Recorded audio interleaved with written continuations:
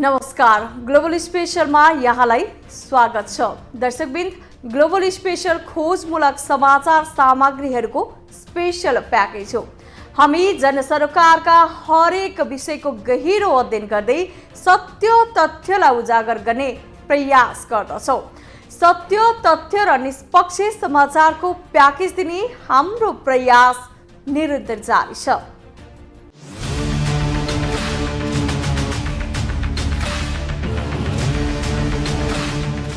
दर्शकबिन्द, संघीय राजधानी काठमाडौँमा सार्वजनिक शौचालय त छन्, तर उपत्यकाको जनघनत्वलाई पुग्ने पर्याप्त भने छैनन्। भएका त्यही सार्वजनिक शौचालय पनि गतिला छैनन्। व्यवस्थित सार्वजनिक शौचालय पनि नभएको राजधानीमा विदेशी पर्यटक पनि उत्तिकै आउने गरेका छन्। तर व्यवस्थित शौचालय नहुँदा आम सर्वसाधारणले शास्ति खेप्नु परेको छ। सार्वजनिक शौचालयको अभावमा आम सर्वसाधारण उपत्यकाका खुला ठाउँमा नै शौच गर्न बाध्य छन्। त्यसैले राजधानीको परिचय नै फोहोर, जाम र अस्तव्यस्त बनेको छ। राजधानीका अव्यवस्थित सार्वजनिक शौचालयको प्रसङ्ग आजको ग्लोबल स्पेशलमा।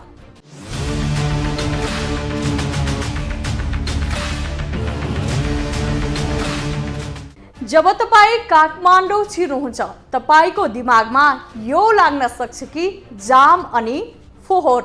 यति मात्रै होइन, तपाईँलाई शौच लाग्यो भने पनि शौचालय नै भेटिँदैन। यदि भेटियो भने पनि फोहोर र अस्तव्यस्त इत्यादि हैरानी हुने गर्छ। यो काठमाडौँको परिचय जस्तै बनेको छ। शौचालय अभाव हुँदा घरबाट बाहिर निस्केपछि हरेक नागरिकले यस्ता समस्या भोग्नुपर्छ। एक त उपत्यकामा कम शौचालय छन्, भएका पनि महिला र अपाङ्गता भएका व्यक्तिका लागि उपयुक्त छैनन्। घर घरमा शौचालय भएको विश्लेषण गर्दै 2 वर्ष अघि नै काठमाडौँ जिल्लालाई खुल्ला दिशामुक्त घोषणा गरिएको थियो। जिल्ला खानेपानी सरसफाई तथा स्वच्छता समन्वय समितिले 2076 असोजमा काठमाडौँलाई खुल्ला दिशामुक्त जिल्ला घोषणा गरेको हो। खुल्ला दिशामुक्त क्षेत्र घोषणा गरिएको 2 वर्ष बितिसक्दा पनि काठमाडौँका प्रमुख बजार क्षेत्रमा भने पर्याप्त शौचालय छैनन्। भएका शौचालयहरू पनि प्रयोग गर्न लायक छैनन्। अत्याधिक भिडभाड हुने ठाउँ रत्नपार्क क्षेत्रमा पहिले 4वटा शौचालय थियो, अहिले 2वटा मात्र शौचालय छन्। तर भएका शौचालय छिरिसक्नु छैन।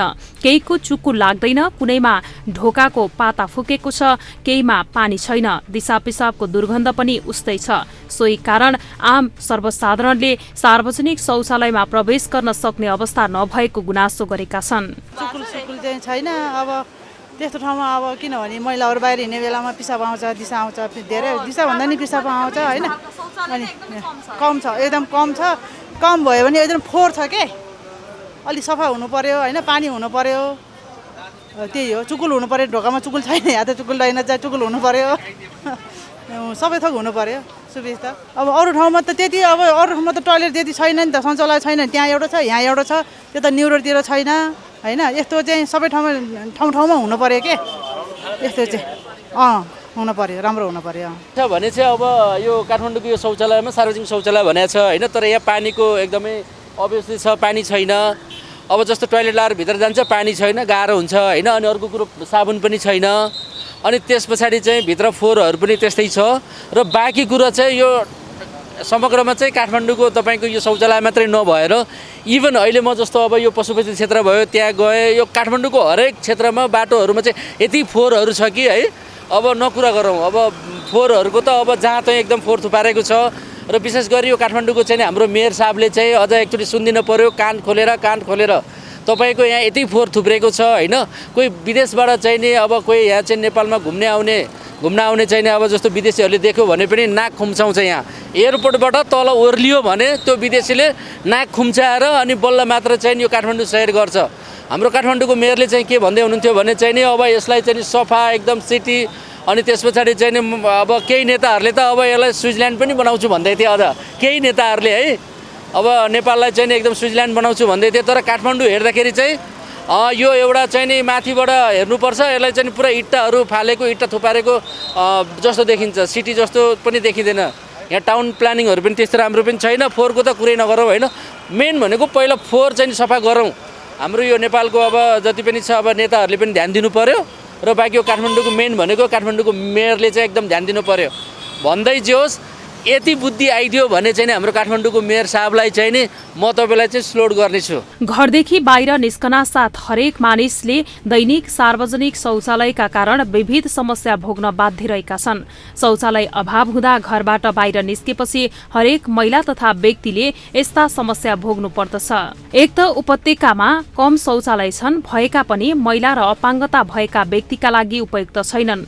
अझ कतिपय सार्वजनिक शौचालय त कमाई खाने भाँडो समेत बनेका छन्। सार्वजनिक शौचालय अगाडि खुलेआम पसल थापिने गरेका छन्। हामीले बनाएको होइन, खास त बनाएको यो कतारीहरूले बनाइदिएको यो घर हो होइन।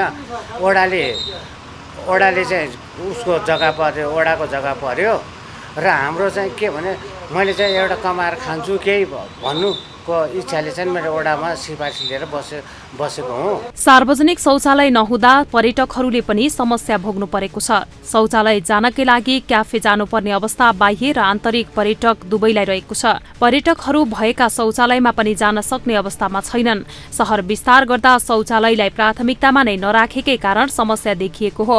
शहरमा पुरुषले खुल्ला रूपमा शौच गरिरहँदा महिला भने च्यापेर हिँड्न नै बाध्य रहेका छन्। सरकारले उपत्यकालाई खुल्ला दिशा मुक्त क्षेत्र भनेर घोषणा गरेको छ, तर सोही अनुसार कार्यान्वयन भने भएको छैन। जथाभावी रूपमा खुल्ला दिशा पिसाब गरिँदा उपत्यका दुर्गन्धित बनेको छ। नेपालमा कार्यरत डिजाइनर शहरी योजनाकारहरूमा शौचालय पनि महत्वपूर्ण हो भन्ने विषयको सचेतना नभएको देखिन्छ। शहरदेखि सडक फुटपाथको डिजाइन बनाउँदा नै सार्वजनिक शौचालयलाई प्राथमिकतामा राख्नुपर्ने थियो, तर पहिलो चरणमा काम गर्ने मानिसहरूमा त्यो सचेतना नै नभएको देखिएको छ। दिशा पिसाब रोक्नु स्वास्थ्यका लागि समेत हानिकारक हो। सार्वजनिक शौचालयमा सरसफाई नहुँदा सार्वजनिक शौचालय छिर्नुभन्दा सर्वसाधारण दिशा पिसाब च्यापेर हिँड्न बाध्य रहेका छन्। यसमा चाहिँ अहिले तपाईँको धेरै अहिले टोइलेट पनि धेरै कम छ यो सार्वजनिक टोइलेटहरू होइन। अस्ति भत्काएर होला पनि। अनि कस्तो भने तपाईँको टोइलेटमा अब लेडिजमा पनि मान्छेहरू छिर्दिने, केटा मान्छेहरू छिर्दिने हुन्छ होइन। अनि त्यो एउटा धेरै समस्या चाहिँ त्यही हो, केटीको टोइलेटमा छिर्दिने। अनि तपाईँको अपाङ्ग मैत्री होइन, अब अन्धहरूले पनि गर्न मिल्ने खालको टोइलेट चाहिँ हुनुपर्छ भन्ने हाम्रो हो, तर त्यो चाहिँ छैन। त्यसमा चाहिँ अब सरकारले नै अब केही गर्नुपर्छ। मलाई चाहिँ के लाग्छ भने यो हाम्रो जति पनि यो सार्वजनिक शौचालयहरू छ नि हजुरको यो तपाईँको यो ठाउँमा हुनु पर्यो क्या। जस्तै तपाईँको यो अहिले सुन्दारा न्यू रोड गेटको लागि यो भयो, तपाईँको यात्रु बसहरू तपाईँको यत्रो गाडीहरू लागिरहेको हुन्छ। यहाँबाट तपाईँको पिसाब फेर्नको लागि भनेर यहाँ आउँछ। जस्तै धारामा एउटा टोइलेट चाहियो, सफा गर्ने मान्छे चाहियो, टोइलेट पनि सुधार केन्द्र चाहियो, अलिक सुधार हुनु पऱ्यो क्या। टोइलेटमा पनि टोइलेटभित्र जाँदा पनि दुर्गन्ध हुनु भएन, तपाईँको राम्रो खालको हुनु पर्यो, बरु स्मार्ट हुनु पर्यो। धेरै बेरसम्म पिसाब रोक्दा मृगौलामा असर पर्नुका साथै पिसाब थैलीमा समस्या हुने, पिसाबको संक्रमण हुने जस्ता समस्या देखिने गर्दछ। पेटभित्र दिशा राखिरहँदा पेट ढुस्स हुने, खानामा अरुचि हुने र ग्यास भरिएर पेट फुल्ने समस्या हुन्छ, जसले गर्दा शारीरिकसँगै मानसिक रूपमा पनि असर पर्ने चिकित्सक बताउँछन्। ग्लोबल टेलिभिजनका लागि क्यामेरामा सन्दीप डाँगीका साथ ज्योति पौडेल, काठमाडौँ। उपत्यकामा शौचालय जानकै लागि क्याफे जानुपर्ने अवस्था बाह्य र आन्तरिक पर्यटक दुवैलाई रहेको छ। यता काठमाडौँ महानगर भने स्मार्ट सिटीको नारा लगाएको छ, तर यही राजधानीमा सार्वजनिक शौचालयको कन्त बिजोगका दृष्टान्त उत्तिकै छन्। स्मार्ट सिटीको नारा लगाउने महानगरले काठमाडौँको बौद्धमा जस्तै स्मार्ट शौचालय अन्य स्थानमा निर्माण गर्न नसक्ने पनि होइन, तर स्थानीय सरकारको गैर जिम्मेवारी यतिसम्म छ कि सार्वजनिक शौचालय जस्तो अत्यावश्यक सेवाको पूर्वाधारमा पुरै व्यवस्था छ, जसले गर्दा संघीय राजधानी भएर पनि अस्तव्यस्त फोहोर दुर्गन्धको परिचय बनेको छ काठमाडौँ।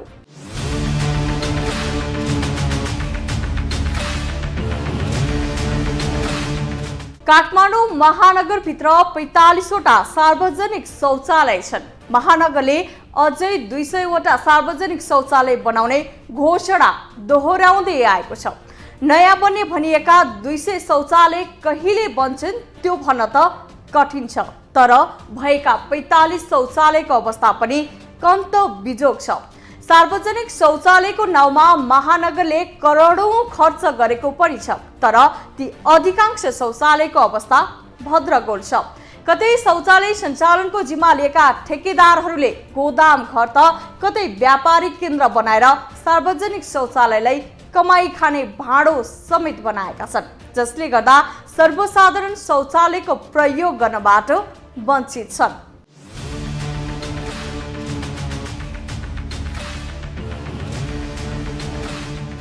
उपत्यकामा पर्याप्त मात्रामा सार्वजनिक शौचालय नभएकाले कतिपय स्थानमा सहरवासी खुलेआम शौचालय गर्न बाध्य छन्। भएका सार्वजनिक शौचालय पनि व्यवस्थित हुन नसक्दा सहरवासी बाहिरै शौच गर्न बाध्य भएका हुन्।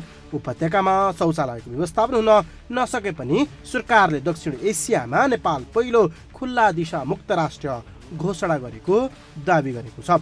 उपत्यकाका सुन्धारा, रत्न पार्क, लगनखेलको बस पार्क लगायत सार्वजनिक ठाउँमा सहरवासीले शौच गर्दै आएका छन्। अहिले पनि रत्न पार्कको सडकका पेटीमा दिशा देखिन्छन्। टुडेखेलको खुला मञ्च त झनै शौच गर्नेको ताती नै लाग्ने गर्दछ। उपत्यकामा सार्वजनिक शौचालयको व्यवस्थापन गरिएको छैन। एक त उपत्यकामा सार्वजनिक शौचालय कम भएका छन्, भएका ठाउँमा पनि शौचालय नजिक पुग्न जोसुकै सर्वसाधारण नाक छोप्न बाध्य छन्। महानगरले भने मानिसको बढी भिडभाड हुने र सार्वजनिक शौचालयको अभाव रहेको स्थानमा होटल, रेस्टुरेन्ट, पसल जस्ता व्यवसायले आफ्नो प्रयोजनका लागि बनाएको शौचालयमा सर्वसाधारणका लागि समेत निःशुल्क सेवा दिने सहमत भएर यस्तो व्यवसायमा लाग्ने करमा थप 50% छुट दिने व्यवस्था गरिएको बताएको छ। तर यो व्यवहारमा भने कार्यान्वयन हुन सकेको छैन। काठमाडौँ महानगरपालिकाभित्र जम्मा 45 वटा सार्वजनिक शौचालय रहेको साथै महानगरको पहिलो प्राथमिकता सार्वजनिक शौचालय निर्माण गर्ने रहेको काठमाडौँ महानगरपालिकाका प्रवक्ता ईश्वरमान डङ्गोल बताउँछन्। र हाम्रो देशमा चाहिँ के भन्दाखेरि भित्र जानै गाह्रो हैन, कहिले पानीको समस्या, कहिले चाहिँ गन्धको समस्या, कहिले चुकुल नभएको समस्या, याउट समस्याहरू थियो। र हामी आइसकेपछि 74 सालमा हामी निर्वाचित भएर आइसकेपछि हाम्रो पहिलो प्राथमिकता भनेको सार्वजनिक शौचालयलाई कसरी व्यवस्था गर्ने भन्ने नै थियो। र सोही अनुसार चाहिँ हामीले अनुगमन गऱ्यौँ, हेऱ्यौँ चाहिँ गरिसकेपछि अब एउटा चाहिँ महानगरभित्र मात्र चाहिँ अब पनि नयाँ यो सार्वजनिक स्मार्ट शौचालय चाहिँ थप चाहिँ 45 वटा जति थप फेरि अर्को आवश्यकता छ भनेर हामीले महसुस गऱ्यौँ। र त्यसपछि महानगरमा पनि त्यो विषयमा व्यापक छलफल भयो र महानगरको अहिले यो जुन 78-79 को नीति कार्यक्रममा पनि प्रत्येक वडामा 2टा सार्वजनिक शौचालय स्मार्ट शौचालय स्थापना गर्ने भन्ने नीति पनि पास भएको छ। सोही अनुसार यता महानगरपालिकाले आर्थिक वर्ष 2077-78 को नीति तथा कार्यक्रममा 64 वटा स्मार्ट सार्वजनिक शौचालय बनाउने भनेको छ। उपत्यकामा अहिले भएका शौचालय समेत व्यवस्थित नभएको बेलामा महानगरले नयाँ स्मार्ट शौचालय बनाउने बताएको हो। महानगरले शौचालय निर्माण गर्ने भन्दै 2076-77 मा 3 करोड, गत वर्ष 1 करोड र यो वर्ष समेत 5 करोड रुपैयाँ बजेट छुट्याएको छ। अहिलेसम्म स्वयम्भू नयाँ बानेश्वरमा निजी क्षेत्रको सहकार्यमा स्मार्ट सार्वजनिक शौचालय बनेका छन्। त्यस्तै प्रत्येक वाडामा 2 वटा स्मार्ट शौचालय बनाउने निर्णय गरेको प्रवक्ता डङ्गोल बताउँछन्।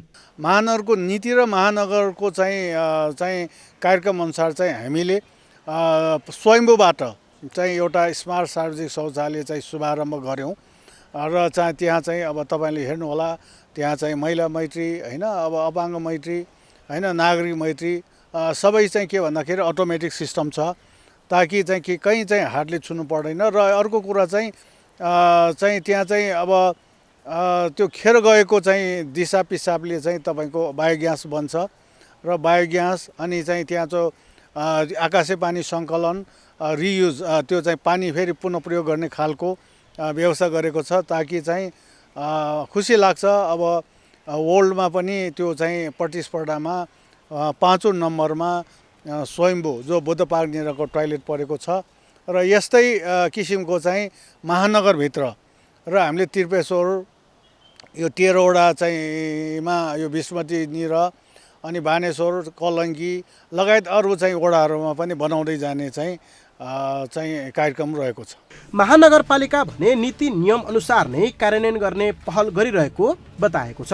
पर्याप्त मात्रामा बजेट र लगानीको स्रोत हुँदा पनि जग्गा अभावका कारण सार्वजनिक शौचालय बनाउन नसकेको महानगरपालिकाको दाबी छ। सार्वजनिक शौचालयलाई लिएर अध्ययन अनुसन्धान र फिल्डमै गएर पनि धेरै काम गरिएको महानगरपालिकाले बताएको छ। शौचालय चाहियो भन्ने तर बनाउन खोज्दा बनाउन नदिने प्रवृत्तिका कारण बन्न नसकेको गुनासो महानगर आफै गर्दछ।